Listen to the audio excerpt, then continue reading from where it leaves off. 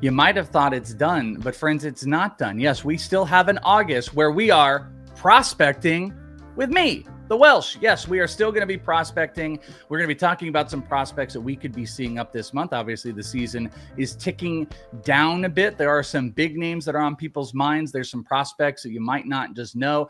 If I'm being frank with you, things are going to really pick up in the back half of August and September, where we're going to get crazy names, but there's still some guys we should take a look at. So let's do that.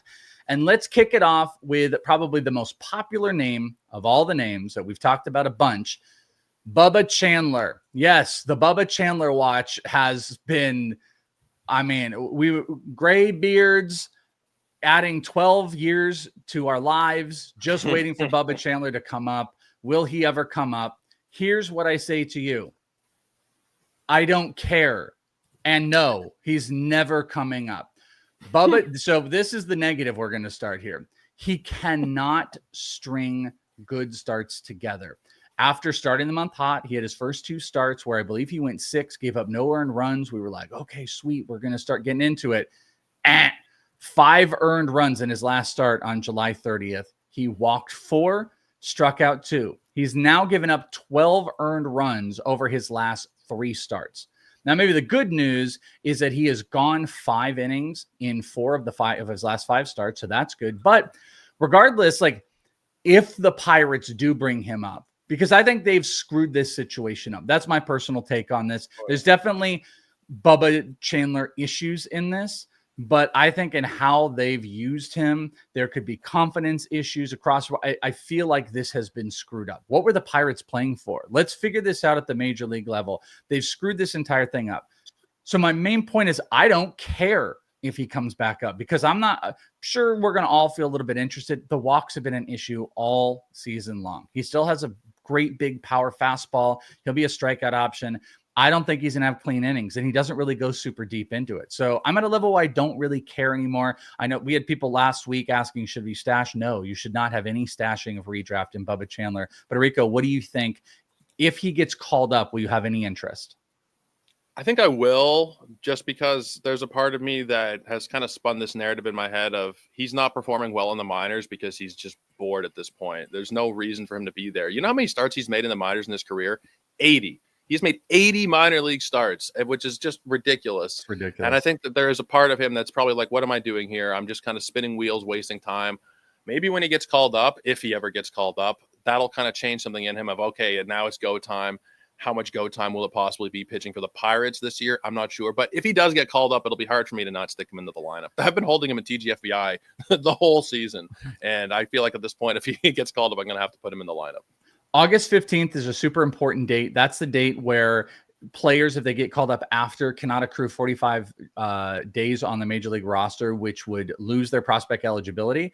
So the reason you want to know that is teams can manipulate like the innings or at bats so they don't graduate, and then they don't graduate just by hanging on the roster. So after August 15th, any guy could come up and they could still have all that extra stuff for next year. So I definitely think the Pirates will at some point soon be like, hey, you've earned this. We're going to give you a shot. He gets 2 or 3 starts at the majors. I'm just not sure at the level I care anymore. And that's the big thing. And that August 15th date is important probably to every single guy that we're going to talk about and as we move forward. So let's go to the next player here. We're moving to some guys that I think, or at least this guy that I think it is very close. And I think there was word out that the Orioles were considering him. I've talked about him a couple times. Dylan Beavers with the Baltimore Orioles. Beavers, big dude, big stats, 16 homers, 22 stolen bases, 307 batting average, 421 OBP. Beautiful. Beavers finished July hitting 291, 16 homers, and 14 stolen bases. So went nuts there. And then on August 3rd, his most recent game, they're off on Mondays, he had a 9 total base game hitting 2 homers. Now, Orioles are doing nothing. You know, they're not playing for anything, but they are playing to develop. You know, Kobe Mayo's got to develop. I think a lot of people focus on Basayo. I think Beavers is the guy that we've got to look at in the outfield, especially after they traded Cedric Mullins. Some interesting stuff versus his AAA underlying stuff versus this year. Last year, average EV 83 miles per hour. This year, it's up to 89. Max EV 104. This year, up to 110. And his hard hit percentage, he's not a big monster hard hit guy, even though he's a big dude, 6'5", 206. His hard hit percentage was around 20% in AAA last year, 38% this year. So is he going to be this big masher? I don't know, but what's going to benefit is the ballpark for him. So I'm a big buyer of the Beavers. Are you a buyer of the Beavers there, Rico? Just looking at like what they're trotting out there, Dylan Carlson in center, Jeremiah Jackson as the designated hitter. Like, what are we doing here? Call up Beavers. I think Heston Kierstad might be hurt or something, or he's been playing pretty poorly, so maybe he doesn't get another call up this year. But play the kids. Like, what are we doing? Play them or trade them. Do something in Baltimore, and they don't seem to want to do either. They want to keep them in the minors or bring them up and put them on the bench.